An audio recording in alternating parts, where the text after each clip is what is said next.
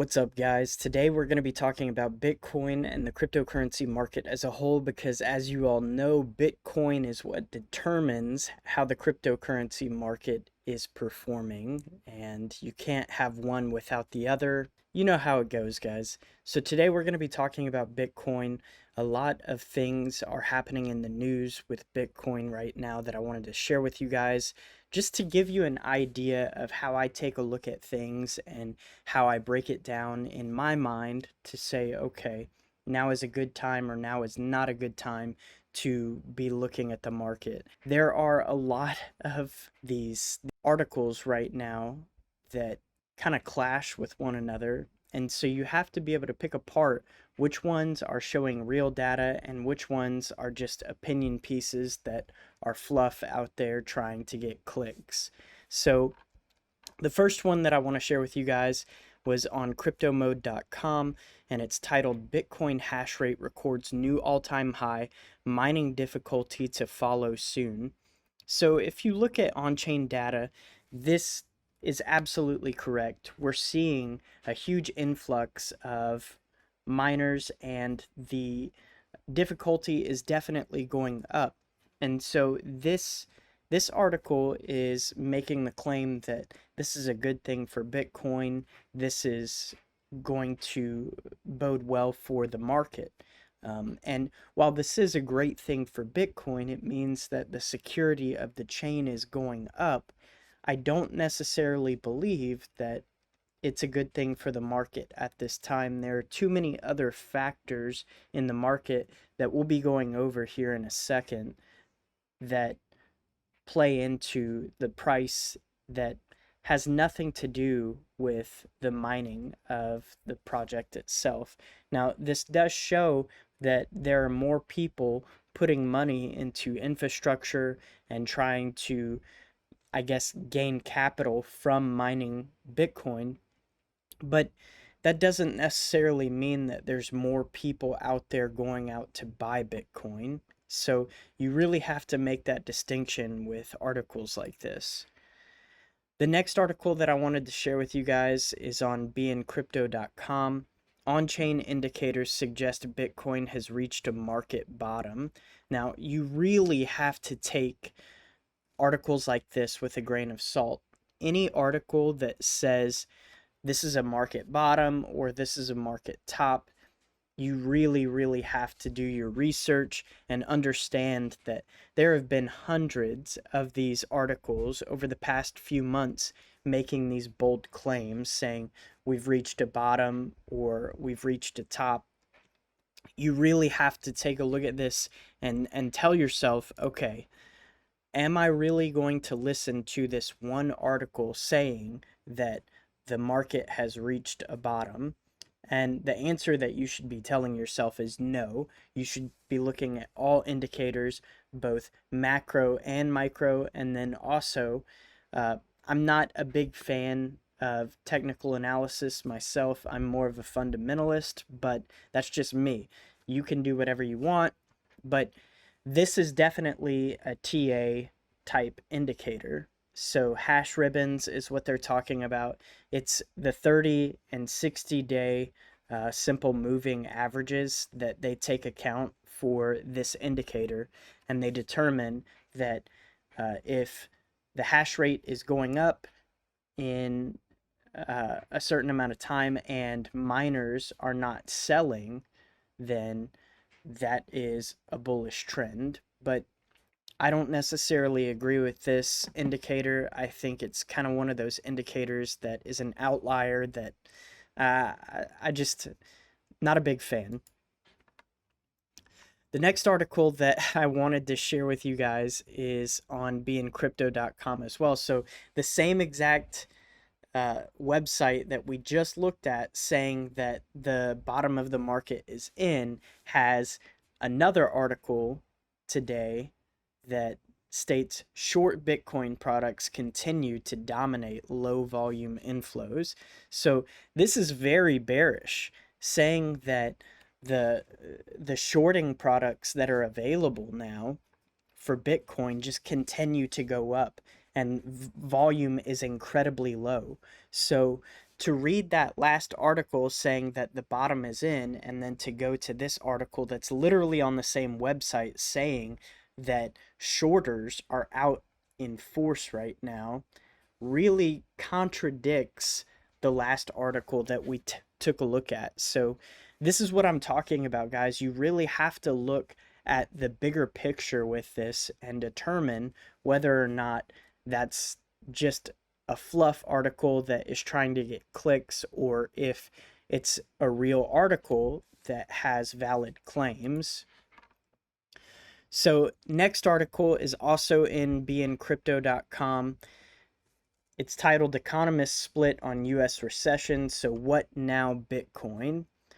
Basically, what this is saying is that the SEC and the Fed are going to be making speeches this week and telling us where the market is at, where they think the market is going to be in the near future, and the steps that they're going to be taking to, I guess, hedge against inflation, and all of these different steps that they plan to take as these government entities to help pull us out of this recession. Now, whether you believe we're in a recession or not, that's on you.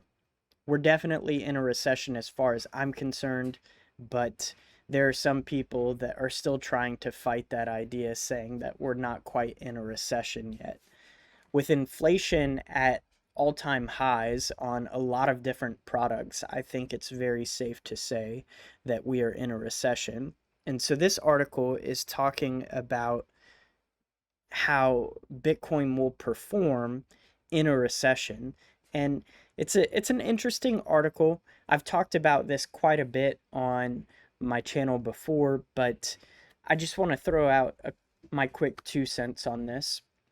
I think with Bitcoin still being a very speculative asset, because it's not quite there yet as far as a global money system. And because it is still that speculative asset, a lot of these traditional investors, a lot of these capital investors, this is going to be one of the first things that they sell off if we go into a much deeper hole in this recession. So you really have to think about those things as well when holding assets like this, because Bitcoin has never seen a recession before until now, and we don't really have data to back up how it will perform in a recession like this. So this is going to be its first true test, and I kind of hope that it performs better than the traditional market, but like I said before, it's still just that speculative asset that a lot of investors hold. So we'll have to watch that play out. Next is on Protos.com, Morgan Stanley Bitcoin bet. Up with MicroStrategy, down with Grayscale. So this article is talking about how Morgan Stanley has purchased quite a bit of GBTC, Grayscale's Bitcoin trust. And in that trust, there were a lot of purchases of MicroStrategy.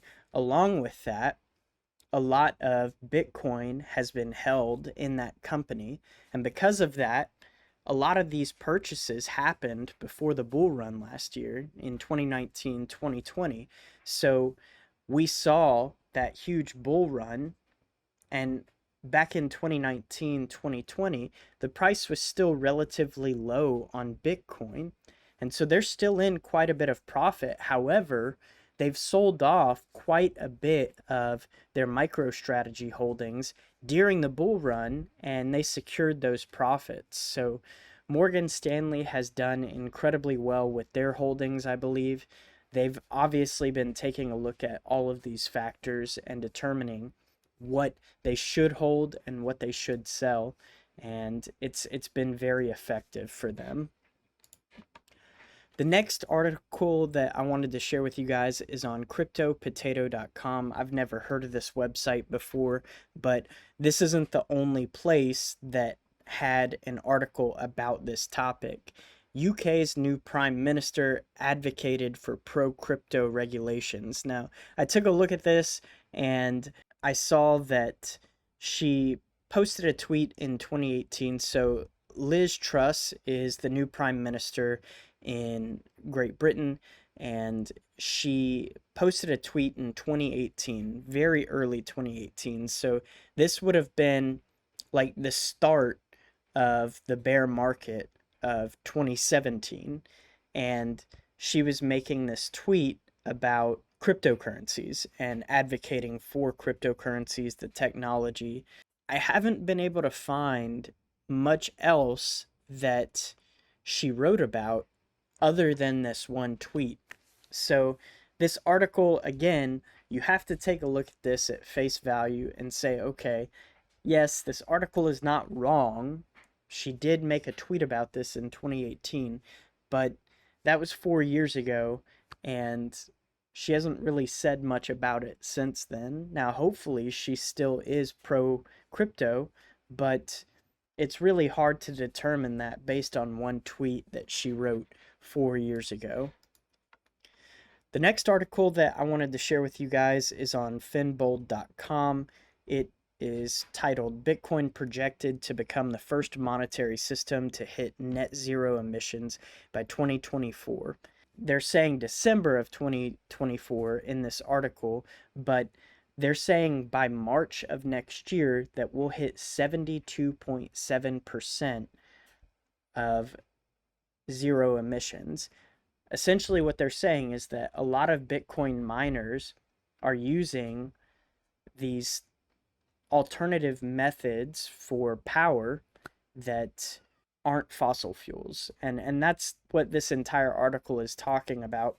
Their projection of December of 2024, I just don't know. It's still a very short period of time, and I don't know if we'll be able to get to net zero by then, although we could be very close.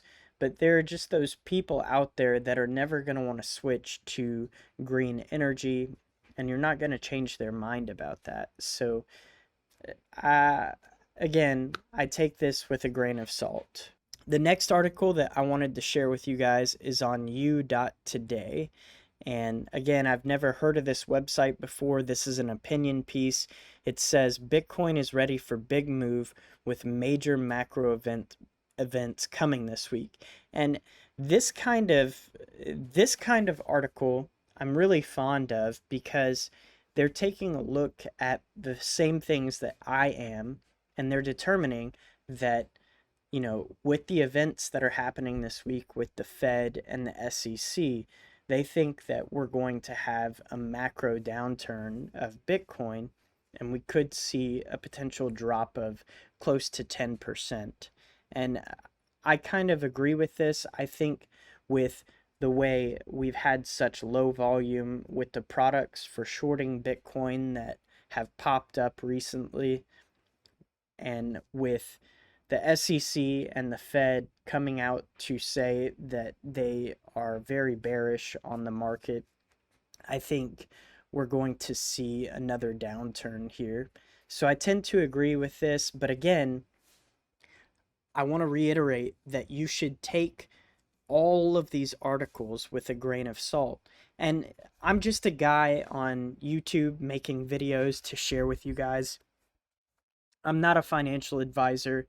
I just do this in my free time, and so please understand that as well, that I'm not an expert. I don't claim to be. That I'm just like you guys making crypto YouTube videos. So that's what I wanted to share with you guys today. If you enjoyed today's video, please hit that like button. It really helps me out.